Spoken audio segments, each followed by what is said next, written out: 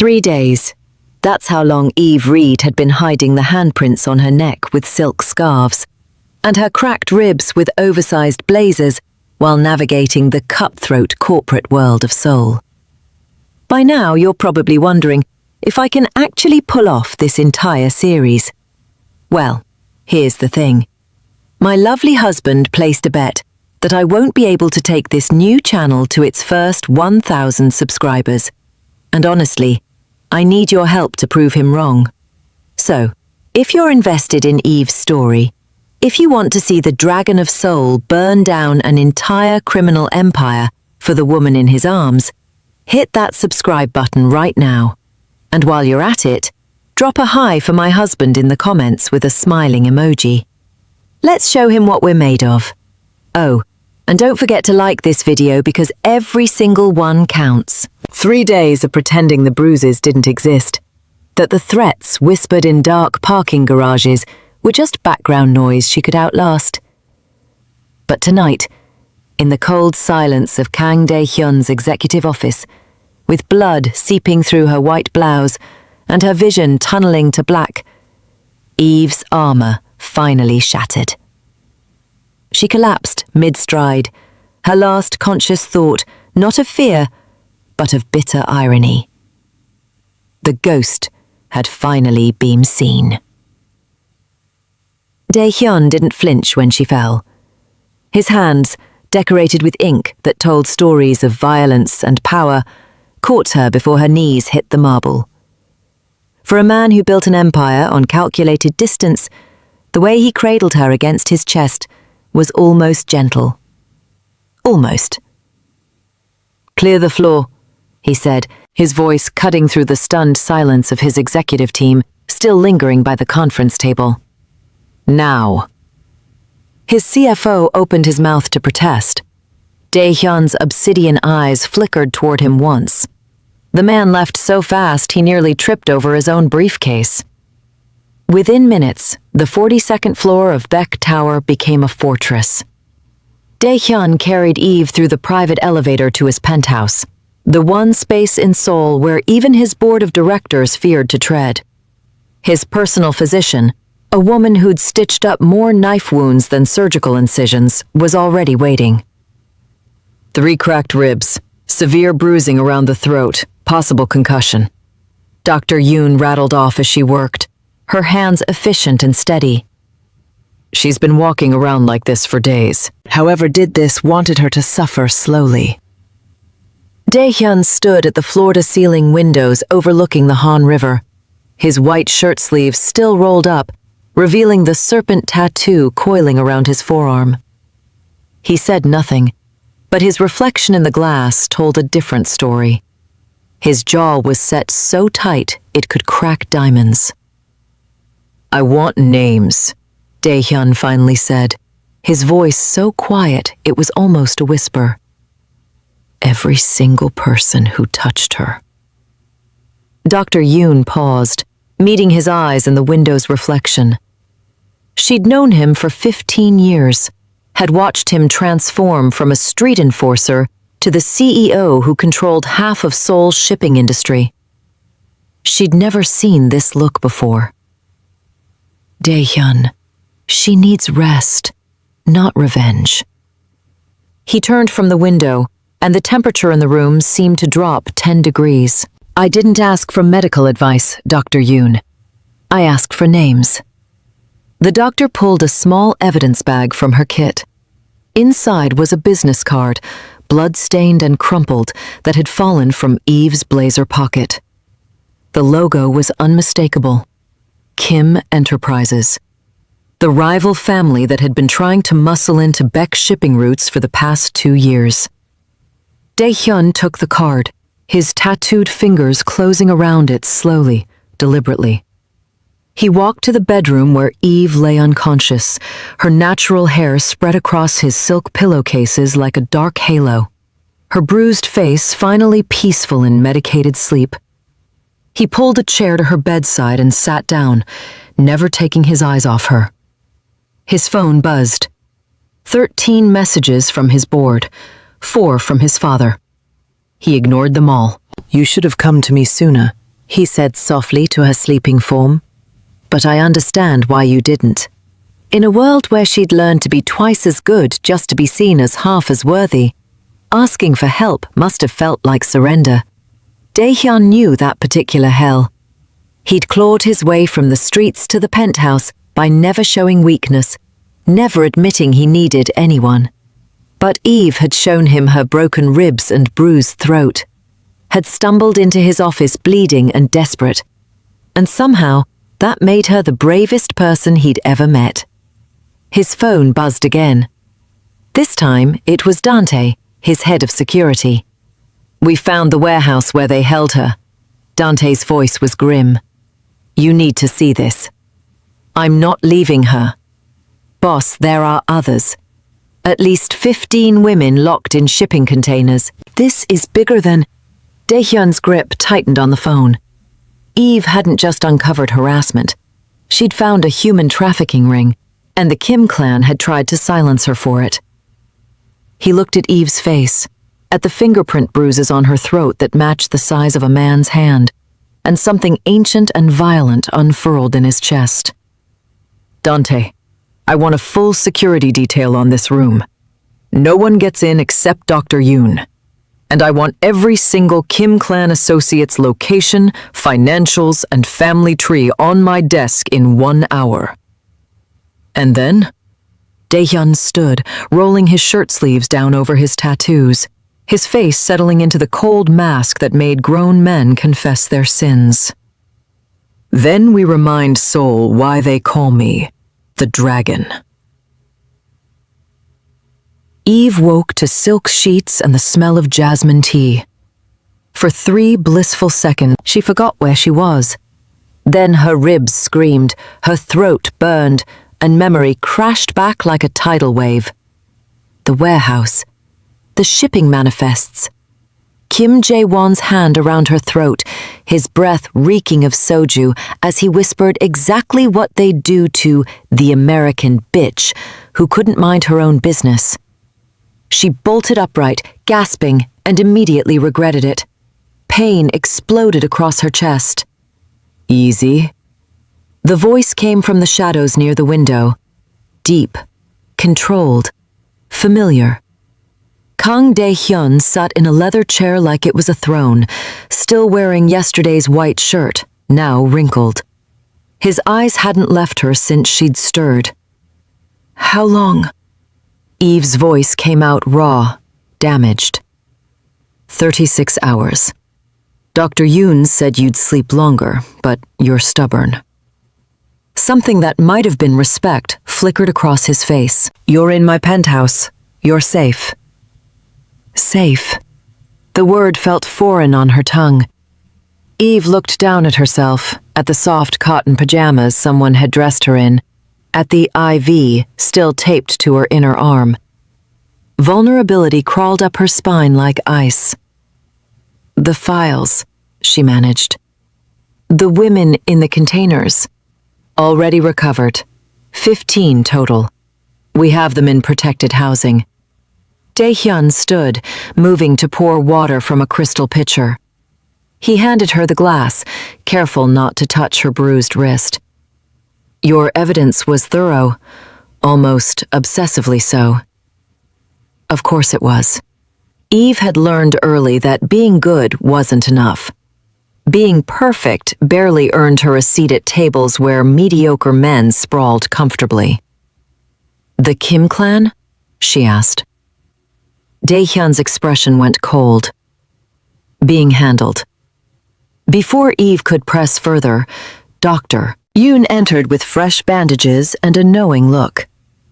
Mr. Kang, you promised you'd rest while she slept. I did rest.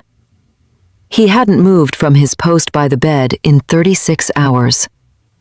Over the next 3 days, Eve learned the rhythms of the dragon's lair.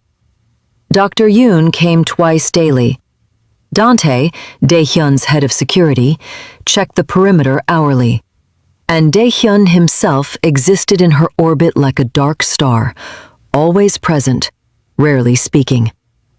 It was during a medication haze on the 4th night that Eve's tongue loosened. Why? Dae-hyun looked up from his laptop. Why what? Why burn down your world for someone you barely know? He was quiet for so long she thought he wouldn't answer. Then he closed his laptop and met her eyes. I've watched you for 2 years, Ms. Reed. Every contract you salvaged that my legal team butchered. Every meeting where you were the smartest person in the room, and they still asked you to take notes. His jaw tightened. You reminded me what it costs to be exceptional when the world expects you to be invisible. Eve's breath caught. No one had ever seen her like this. Really seen her. They put their hands on you because they thought you had no one, Dae-hyun continued, his voice dropping to something dangerous. They were wrong. In that moment, Eve understood. This wasn't just protection. This was war. And she was the reason the dragon had finally left his mountain. Dante had a philosophy about violence. Make it educational. The basement of the abandoned cannery near Incheon Port smelled like rust and regret. 3 men knelt on the concrete floor, zip-tied and shaking. They'd been mid-celebration at a Pojang matcha, laughing about the black bitch they'd taught a lesson, when Dante's team scooped them up like trash. Gentlemen, Dante said pleasantly, circling them like a shark. Let me tell you about my boss's one rule.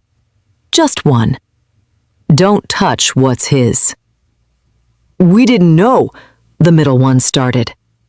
Dante's fist connected with his jaw so fast the man didn't see it coming. I'm not finished. He pulled out his phone, scrolling to a photo. Eve's medical report. 3 cracked ribs, severe contusions, defensive wounds on her forearms where she'd tried to protect herself. See, here's what's going to happen. You're going to lose everything that matters. Not your lives, that's too easy. Your reputations, your jobs, your family's respect. Dante smiled, and it was the coldest thing in that frozen room.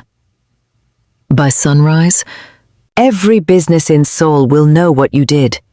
Your mothers will see the security footage. Your children will Google your names and find rapists. We didn't rape. You put your hands on a woman and tried to break her. Close enough. Dante nodded to his team. Oh, and the Kim clan? They're cutting you loose. Already sent word. You're liabilities now. The men's faces drained of color. Being disowned by the Kims was a death sentence in Seoul's underworld. Dante leaned close to the one who'd choked Eve. She's awake, by the way, recovering in luxury while you rot. Poetic, isn't it? He left them there for the police to find in the morning, along with detailed evidence of their involvement in the trafficking ring. Legal destruction was so much more satisfying than quick deaths. When Dante returned to the penthouse at dawn, Dae-hyun was exactly where he'd been for 5 days. In Eve's room, working remotely, his presence a silent guard. It's done, Dante reported quietly. Dae-hyun didn't look up from his laptop. The others? 17 Kim clan members connected to the trafficking operation. I have targets on all of them. Good. But Dante. Now Dae-hyun's eyes lifted, obsidian and absolute. I want Kim Jae-won last. I want him to watch everything he built crumble first. Dante grinned. Boss, you're finally speaking my language. From the bed, Eve's eyes cracked open. She'd heard every word, and for the first time in 3 days, she smiled. It happened on a quiet Tuesday night when the morphine had worn off enough for Eve to think clearly, but the pain kept her honest. Dae-hyun sat in his usual chair, reading contracts, and Eve finally asked the question that had been gnawing at her. Don't you have a company to run? I am running it, remotely. He didn't look up. My executives are learning to function without constant oversight. Character building. Eve laughed, then winced. "You're insane," says the woman who investigated a trafficking ring alone instead of going to the police. "The police here don't exactly have a great track record with foreign women reporting Korean men." Her voice went flat. "I learned that after the first time someone cornered me in the parking garage." Daehyun's pen stopped moving. "There was a first time?" "7 months ago. Minor compared to this. I handled it." She met his eyes. "Because that's what we do. We handle it. We survive it. We never let them see us break." The silence stretched between them, heavy with recognition. "My father was a street enforcer," Daehyun said finally, his voice carefully neutral. "My mother was his boss's mistress. I was the bastard son who wasn't supposed to amount to anything." He set down his pen. "Every contract I won, every deal I closed, they said I only succeeded because of my father's connections, never my own merit." Eve understood instantly. Different circumstances, same knife. "So you became so undeniably excellent they had to acknowledge you," she said softly. "And you became the ghost." His eyes held hers. "Invisible until you were absolutely necessary. Then dismissed the moment the crisis passed. Twice as good for half the recognition," Eve whispered. "We're the same," Daehyun said. "You and I. We both learned that the world doesn't give. It only takes, unless you make them fear the cost of taking from you." Eve shifted, sitting up straighter despite her screaming ribs. "Is that what this is? Making them fear?" "No." Daehyun leaned forward, and for the first time since she'd collapsed in his office, the careful distance between them felt intentional. "This is making sure you never have to be invisible again." Eve's breath caught. In her world of corporate racism and casual dismissal, invisibility had been survival. But Daehyun was offering something dangerous: visibility, protection. The terrifying possibility of being seen and valued simultaneously. "I don't know how to be visible," she admitted. "Then I'll teach you." His smile was sharp. "And you can teach me how to be something other than the dragon." "What do you want to be?" He looked at her like she'd asked him to calculate infinity. "I don't know. I've been surviving so long, I forgot there were other options." Eve reached out, slowly, testing. Her fingers brushed his wrist, where the serpent tattoo coiled. "Then we'll figure it out together." For the first time in a week, Daehyun's shoulders relaxed.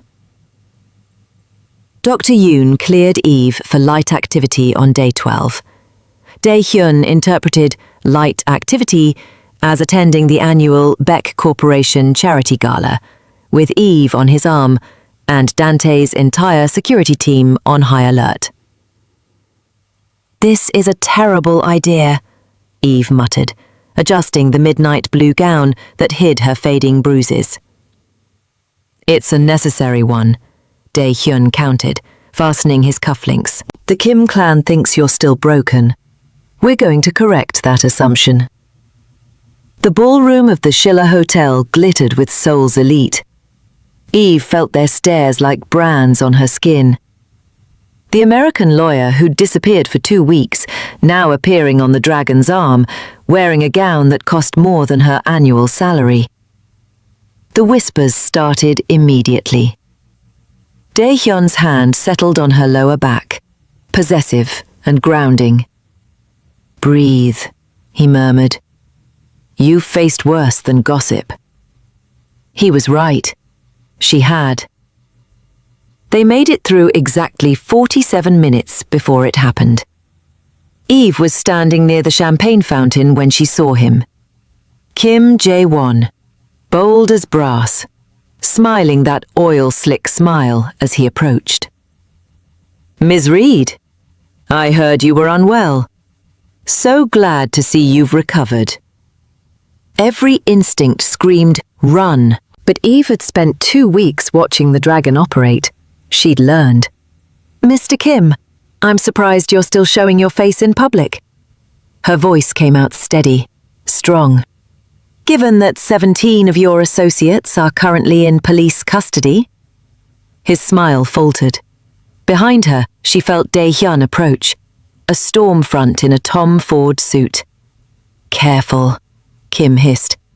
"You don't know who you're—" The knife came from nowhere. Kim's bodyguard, desperate or stupid or both, lunged with a blade aimed at Eve's throat. Dae-hyun moved like water, like violence, like art. He stripped off his suit jacket in one fluid motion, wrapping it around his forearm as he blocked the knife. The blade shredded through expensive fabric instead of Eve's jugular. Then Dante was there, and 6 more security guards, and the ballroom erupted into chaos. Dae-hyun pulled Eve behind him, his ruined jacket still wrapped around his arm, his eyes locked on Kim Jae-won. "You just tried to kill her, in front of 300 witnesses." Dae-hyun's voice could have frozen hell. "I'm almost grateful. Now I don't have to be subtle." The police arrived. Kim and his bodyguard were arrested, and Eve stood in the center of the ballroom, shaking but standing, as every camera in Seoul captured the moment. She wasn't invisible anymore. The Kim clan's response came at 3 a.m. on a Thursday, swift and desperate. Eve was resting in the infirmary on the 42nd floor, recovering from the gala's aftermath, when the first explosion rattled the windows. Not close enough to shatter, but near enough to send her heart into her throat. Dante burst through the door, weapon drawn. "We've got a problem." 8 men, that's what the security feeds showed. 8 Kim clan soldiers, armed with enough firepower to start a small war, moving through Beck Tower's underground parking garage like they owned it. Dae-hyun stood in the security hub, watching the monitors with an expression carved from ice. His building, his territory, his woman resting 2 floors above, still healing from what these people had done to her. "Lock down floors 38 through 45, he ordered. "Evacuate everyone else. And Dante, non-lethal force only. I want them alive for questioning." The intruders made it to the 38th floor before Dante's team engaged. The glass-walled offices became a tactical nightmare, reflections and angles turning every corner into a potential ambush. Eve heard the gunfire through the reinforced walls of the infirmary. Dr. Yoon tried to keep her calm, but Eve was done being protected. She'd spent her whole life fighting. She wasn't about to stop now. "Give me a phone," she demanded, "and access to the building's security system." Dr. Yoon hesitated. Eve's glare could have cut steel. "Now." 2 minutes later, Eve was routing security feeds to Dante's team, calling out enemy positions from the camera angles. Her legal mind processed information like a supercomputer, finding patterns in the chaos. 3 coming up the east stairwell, she reported into the comm. 2 more doubling back through the conference room. Dante's voice crackled back. "Ms. Reed, you should be resting." "Dante, I mapped this entire building for fire code compliance last year. I know every exit, every blind spot, every structural weakness. Now shut up and let me help." On the 40th floor, Dae-hyun moved through his own offices like a ghost. No gun, just brutal efficiency. He caught the first intruder coming around a corner, disarmed him in 3 moves, and left him zip-tied to a support column. The second one nearly got him. Would have, if Eve hadn't seen it on the cameras. "Dae-hyun, behind you! Left side!" He spun, blocked the strike, and put the man through a glass partition. The sound was spectacular. "Thank you," he said calmly into his earpiece, as if she'd just reminded him about a meeting. The siege lasted 17 minutes. When it was over, all 8 intruders were subdued. Dante's team had 0 casualties, and Eve had proven she was far more dangerous with a computer than anyone had anticipated. Dae-hyun walked into the infirmary, covered in glass dust and someone else's blood, his eyes immediately finding Eve. "You were supposed to rest." "You were supposed to keep them out of the building." She raised an eyebrow. "Guess we both failed." Despite everything, he almost smiled. "The Kim clan is desperate. That's good. Desperate people make mistakes." "And you don't?" Eve asked. Dae-hyun looked at her, really looked, his expression softening in a way that would have terrified his enemies. "I already made mine. I waited 2 years before telling you I noticed you." The air between them went electric. "Well," Eve said quietly, "I'm noticing you now." Eve's recovery took a back seat to revenge, which honestly was the best medicine anyway. She set up a command center in Dae-hyun's penthouse, 3 monitors arranged on his dining table, her fingers flying across keyboards with the kind of focus that had earned her a full ride to Georgetown. "You know this is illegal," Dae-hyun observed, watching her crack the Kim clan's encrypted servers like they were secured with a child's diary lock. "So is human trafficking." Eve didn't look up. "Pick your poison." The files were damning. Shipping manifests that didn't match customs declarations. Wire transfers to shell companies in the Caymans. Communications between Kim Jae-won and government officials that would make a prosecutor weep with joy. But Eve wasn't looking for legal ammunition. She was looking for the killshot. She found it at 4 a.m., buried in a subdirectory labeled Maintenance Records. "Dae-hyun," she called softly. He appeared from his office within seconds, as if he'd been waiting for her voice. "I found where they're keeping the real records. Everything. Names, dates, amounts. 20 years of trafficking operations." His hand settled on her shoulder, warm and grounding. "Can you get it?" "Already done." She pulled up a file directory with enough evidence to put the entire Kim leadership away for life. "And I made 3 backup copies on secure servers they'll never find." Dae-hyun leaned down, reading over her shoulder, close enough that she could feel his breath on her neck. "You're extraordinary, you know that?" Eve's fingers stilled on the keyboard.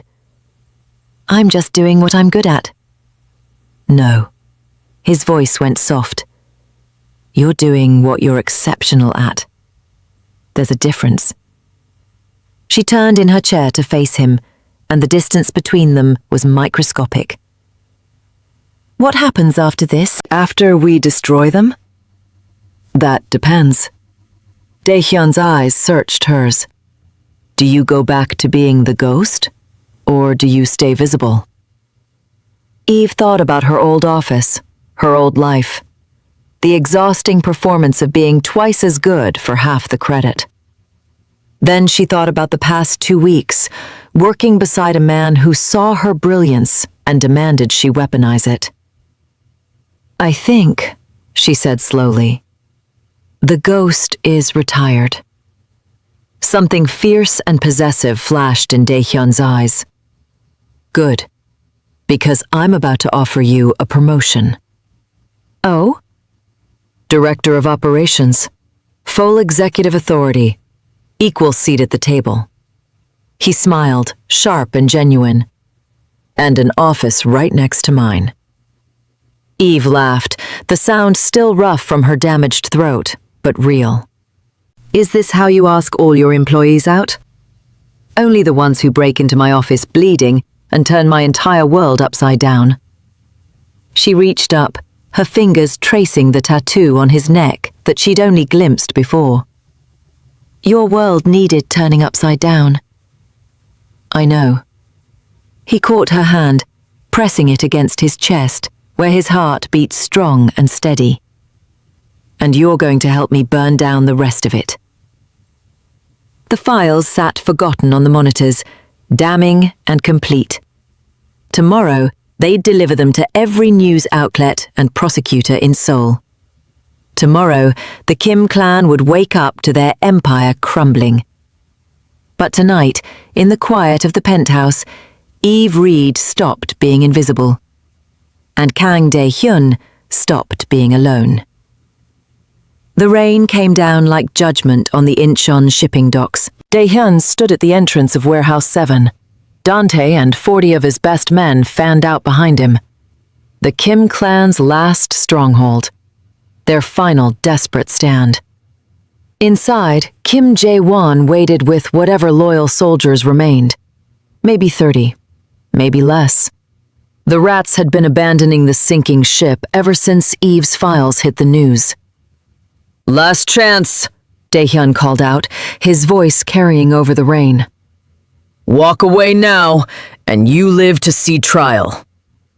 The response was gunfire. Dante grinned. "I was hoping they'd choose violence." What followed wasn't a fight. It was a dismantling. Dae-hyun moved through the warehouse like the myth he'd become, every strike precise, every movement economical. This was the Dragon of Seoul, the man who'd clawed his way from the streets to the penthouse, and he was done pretending to be civilized. But he wasn't alone. Back at Beck Tower, Eve sat in front of her monitors, her fingers dancing across keyboards as she fed real-time information to Dante's team. Guard positions, escape routes, structural weaknesses in the warehouse that could be exploited. "East Corridor, 3 hostiles," she reported calmly. "And Dante, there's a shipping container on the north side with heat signatures, possible hostages." "On it." The tactical team breached the container to find 6 more women, terrified but alive. The Kim clan's final shipment, their last attempt at profit before everything burned. Eve guided the rescue operation like a conductor, her voice steady even as her heart raced. This was what she'd almost died for. These women, these lives, this chance to burn down a system that treated people like cargo. On the docks, Dae-hyun finally cornered Kim Jae-won in the warehouse office. The man who'd put his hands on Eve, who'd ordered her death, who'd built an empire on suffering. "You can't kill me," Kim spat, backing against the wall. "Not with all these witnesses. You'll go to prison." Dae-hyun smiled, and it was colder than the rain outside. "I'm not going to kill you. I'm going to let you live in a 6x8 cell for the next 40 years, knowing that a Black American woman you tried to break is the one who destroyed everything you built." He pulled out his phone, showing Kim the news alerts. Eve's evidence had gone viral. Prosecutors were already filing charges. Assets were being frozen. The Kim empire was dust. "She's twice the person you'll ever be," Dae-hyun said quietly. "And she's mine. Remember that in prison." The police arrived to find the Kim clan leadership gift-wrapped and waiting. Dae-hyun walked out into the rain, his white shirt soaked and bloody, and pulled out his phone. "It's done," he said, when Eve answered. Her voice came through, warm and real. "Come home." Home. Not his penthouse, not Beck Tower. Home. For the first time in his life, Dae-hyun had one. 3 months later, Seoul had a new power structure. Eve Reed walked into the Beck Corporation boardroom wearing a crimson suit that cost more than her first car, her natural hair styled in elegant twists, her bruises long-healed, but her scars worn like armor. "Gentlemen," she said, taking her seat at the head of the table opposite Dae-hyun. "Let's discuss Q4 projections." The same men who'd ignored her for 2 years now hung on her every word. The director of operations who'd taken down a criminal empire before breakfast wasn't someone you dismissed. After the meeting, Dae-hyun caught her in the hallway. "You enjoyed that?" "Immensely," Eve grinned. "Did you see Park's face when I corrected his math?" "He deserved it. His projections were garbage." Dae-hyun fell into step beside her, their rhythm synchronized after months of working side by side. "Dinner tonight?" "Can't. I have that interview with the Wall Street Journal about corporate ethics and human trafficking reform." He raised an eyebrow. "You're becoming more famous than me." "Good. Someone has to be the face of this operation, while you lurk in the shadows looking intimidating." They reached her office, the corner suite right next to his with a view of the Han River. Eve paused at the door, looking back at the man who'd turned his world upside down to protect her. "Thank you," she said softly, "for seeing me when I was invisible." Dae-hyun stepped closer, his hand coming up to cup her face with a gentleness that contradicted every rumor about the dragon. "You were never invisible. I was just too much of a coward to tell you I'd been watching you shine for 2 years. And now? Now you're the Empress, and I'm just the dragon, lucky enough to stand beside you." Eve pulled him down by his tie, kissing him in the middle of the executive hallway where anyone could see. Let them look. Let them talk. She was done hiding. When they finally broke apart, Dae-hyun rested his forehead against hers. "Move in with me. Officially." "I've been living in your penthouse for 3 months." "I know, but I want your name on the deed, your books on my shelves, your coffee cups in my sink." His voice dropped. "I want all of you, permanently." Eve pretended to consider it. "Will you finally tell me the story behind that serpent tattoo?" "Every single one of them." "Then yes." That night, Seoul's skyline glittered below them as Eve and Dae-hyun stood on the penthouse balcony, her back against his chest, his arms wrapped around her waist. "Do you ever regret it?" she asked. "Burning everything down for me?" "Every day," Dae-hyun said honestly. Then he turned her to face him. "I regret that I didn't do it sooner." Eve Reed had spent her whole life being twice as good for half the recognition, hiding her brilliance behind silk scarves and professional armor. But the Dragon of Seoul had taught her that true power wasn't in being invisible. It was in being so undeniably excellent that the world had no choice but to see you. And together, they were unstoppable. And that's the complete story of Eve and Dae-hyun, the ghost and the dragon. If you made it all the way to the end, you're officially part of this journey, and I need you now more than ever. My husband bet I couldn't get this channel to 1,000 subscribers, and we're so close I can taste victory. Hit that subscribe button right now, drop a hi in the comments with a smiling emoji to let him know you're part of the winning team, and smash that like button because you just witnessed a love story wrapped in a mafia war. What did you think? Should I write more stories like this? Let me know in the comments, and I'll see you in the next video where we dive into a whole new world of drama, danger, and romance. Until then, stay visible, stay powerful, and never let them make you small.